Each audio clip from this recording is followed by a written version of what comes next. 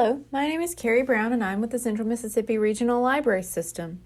Today I'm going to be reading to you chapters 5 and 6 of A to Z Mysteries, The Lucky Lottery.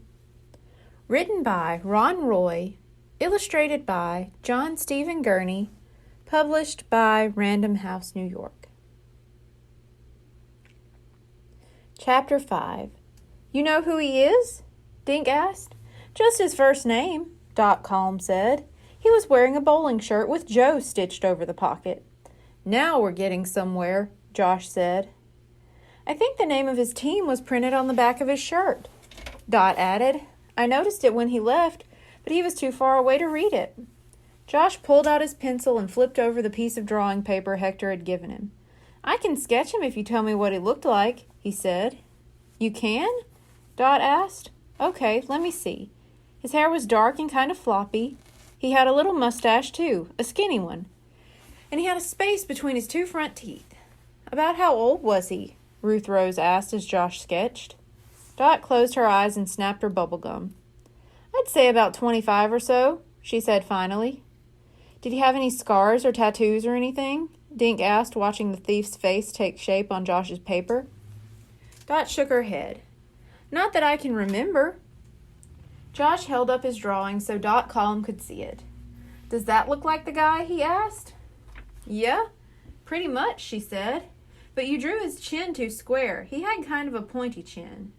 Josh erased the man's chin, made a few more pencil marks, and then showed her the drawing again. That's him, she said. Boy, you can make a living as an artist. Josh blushed. Thanks. That's what I want to do when I grow up. Ruth Rose looked at Dink and Josh. We should take this to the police station and show it to Officer Fallon, she said. Good idea, Dink said. The kids thanked Dot Calm and started to leave. Hey, I just thought of something, she called after them. Joe said he was thinking of moving to California if he ever got enough money. Thanks, Dink said. We'll tell Officer Fallon. They hurried out of the supermarket. Snow was still falling. The wind blew into their faces, and flakes caught in their eyelashes. Josh slipped his drawing inside his jacket to keep it dry. A few minutes later, they tapped on Officer Fallon's door inside the police station. Come on in, he said. How about a Christmas goodie? He held out a paper plate of cookies. We want to report a crime, Dink said, taking a cookie and sitting on one of the chairs in the office. Josh and Ruth Rose each took one, then sat next to Dink. Josh broke his cookie in half and gave a chunk to Pal. Officer Fallon leaned on his elbows. I'm listening, he said. Dink told him about the lottery ticket stolen from Lucky's house. Officer Fallon let out a low whistle when Dink said $7 million. Ruth Rose continued, telling Officer Fallon about visiting Lucky's grandfather, and Josh finished by telling him about their talk with Dot Calm. He slid his drawing out from under his jacket and showed it to Officer Fallon. She told us his name is Joe, he said. Pretty good artwork, Josh, Officer Fallon said, studying the drawing. You know, this face looks familiar. Do you think we can find him before tomorrow? Dink asked. Officer Fallon raised one eyebrow. I can't trace him without knowing his last name, he said. Why the rush? Because tomorrow he can cash in Lucky's lottery ticket, Ruth Rose said. And the lottery lady said the guy is heading for California, Josh added. Officer Fallon stood up. I'll do my best, Josh. Can I keep this sketch? Well, I was planning to finish drawing Ruth Rose, he said. I started a picture on the back. Officer Fallon flipped the paper over. He grinned at Ruth Rose. Is that a bird on your head?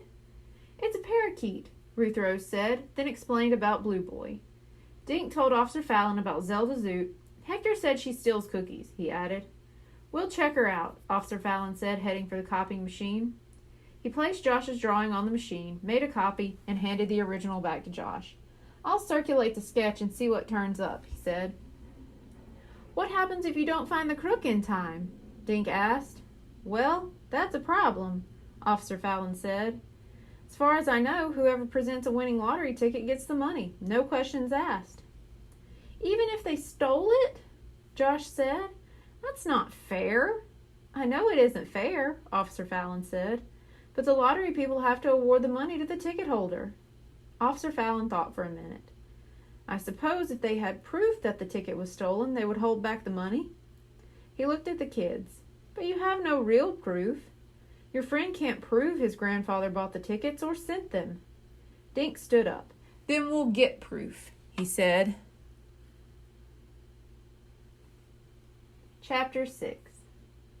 The kids thanked Officer Fallon and left. Let's go to my house and talk, Dinks said as they stepped outside into the falling snow. Talk schmalk, Josh sputtered. I gotta eat lunch. That half a cookie made me hungry. Dink laughed. Okay, we'll eat while we figure out what to do next. By the time they reached Dink's front door, they looked like 3 kid-sized snowmen. They left their jackets, boots, hats, and mittens in the hall and headed for the kitchen.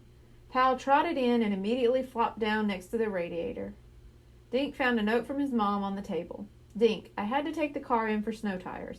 Heat up the soup in the microwave and make peanut butter sandwiches. I'll be home soon. Love, Mom.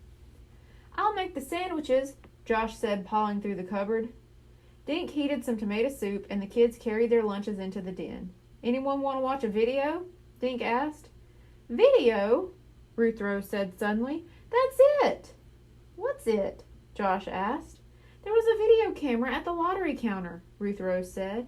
If Joe's bowling team is on the back of his shirt, maybe it'll show up on the tape. Good idea, Dink said. I'd better tell Officer Fallon. He picked up the phone and called the police station. After Dink told Officer Fallon about the video camera, he dialed information and asked for the phone number of the supermarket.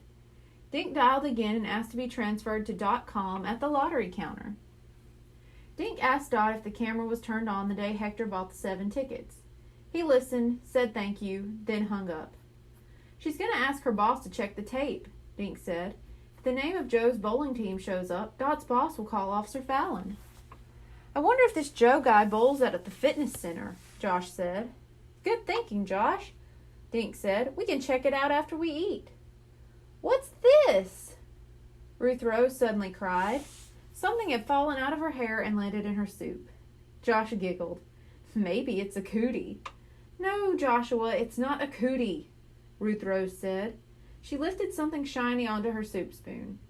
It's another tinfoil bow tie. Josh dug the other bow tie out of his pocket. Except that one was wet from tomato soup, the 2 tinfoil bow ties were the same. Ruth Rose looked at Dink and Josh. How did that thing get in my hair? She asked. The kids stared at each other. Blue boy! They shouted at the same time. He must have had it in his beak when he landed on your head, Dink said. He buried it in your hair. Yeah, but where did he get it? Josh asked. The bow tie had to be in the atrium, Dink said. Those parakeets never go outside. Then the crook must have been in the atrium too, Ruth Rose said. Maybe it is Zelda Zoot. It could still be Joe, Josh said. He might have gone to the atrium to ask someone where Hector's grandkids live. Just then, Dink's mother burst into the house. The roads are awful, and it's still snowing, she said. She slipped off her coat, scarf, and boots. This will be a good night to curl up with a big bowl of popcorn. That's what we do after skiing, Ruth Rose said. You know how to ski? Josh asked.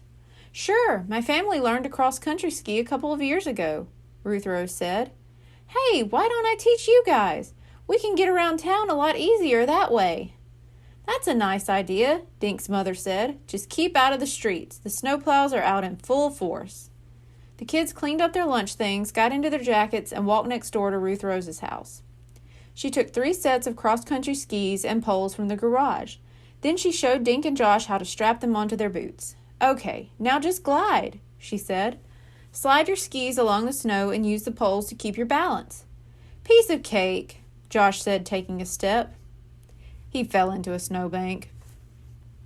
Thank you. Be sure to tune in next week for chapters 7 and 8. Goodbye.